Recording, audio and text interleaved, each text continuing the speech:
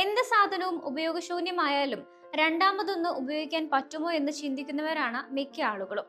അങ്ങനെ ക്രിയേറ്റീവായി അവ മറ്റ് ആവശ്യങ്ങൾക്കായി ഉപയോഗിക്കുന്നവരും ഈ ലോകത്തുണ്ട്.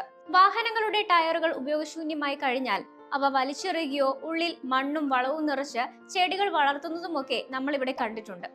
എന്നാൽ അമേരിക്കക്കാർ പഴയ ടയറുകൾ ഹൈവേകൾക്കടിയിൽ കുഴിച്ചിടുകയാണ് ചെയ്യുകയെന്ന് പറഞ്ഞാൽ വിശ്വസിക്കുമോ? എന്തിനാണ് ഇങ്ങനെ ടയറുകൾ ഹൈവേകൾക്കടിയിൽ കുഴിച്ചിടുന്നത് എന്ന് നോക്കാം. ഓരോ വർഷവും ദശലക്ഷക്കണക്കിന് ഉപയോഗിച്ച ടയറുകൾ കുന്നുകൂടുന്നതിനാൽ ചെലവ് കുറഞ്ഞതും പരിസ്ഥിതി സൗഹൃദപരവുമായ ഒരു പരിഹാരം തേടുകയായിരുന്നു അമേരിക്ക. ശക്തവും ദീർഘകാലം നിലനിൽക്കുന്നതുമായ റോഡുകൾ നിർമ്മിക്കുന്നതിന് പഴയ ടയറുകൾ ഇപ്പോൾ എങ്ങനെ പുനരുപയോഗിക്കുന്നു എന്ന് വിശദീകരിക്കുന്ന ഒരു വീഡിയോ പുറത്തു വന്നതോടെയാണ് ടയറുകൾ കൊണ്ട് ഇങ്ങനെയും ഉപയോഗമുണ്ടെന്ന കാര്യം പലരും അറിയുന്നത്.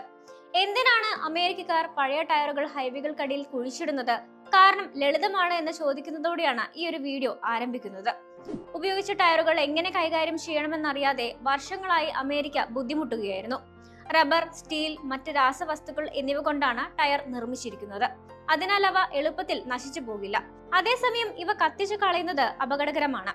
കാരണം അത് വിഷപ്പുകയാണ് പുറപ്പെടുവിക്കുന്നത്.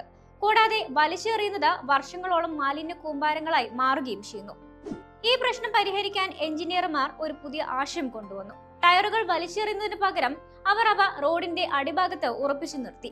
ഒഴിഞ്ഞ സ്ഥലങ്ങൾ ചരൽ കൊണ്ട് നിറക്കുകയും മുകളിൽ റോഡ് ടാർ ചെയ്യുന്നതിന് ഉപയോഗിക്കുന്ന അസ്ഫാൽറ്റ് കൊണ്ട് മൂടുകയും ചെയ്തു.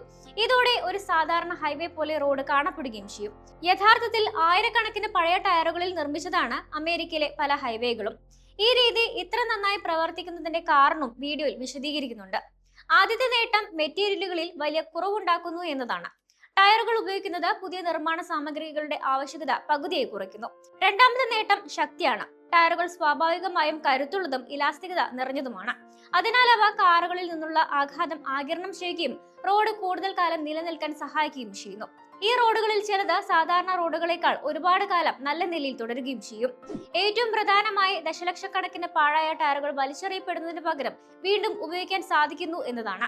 നവംബർ 22-ന് പോസ്റ്റ് ചെയ്ത ഈ ഒരു വീഡിയോ ഇതിനോടകം 7 ലക്ഷത്തിലധികം ആളുകൾ കണ്ടു കഴിഞ്ഞു.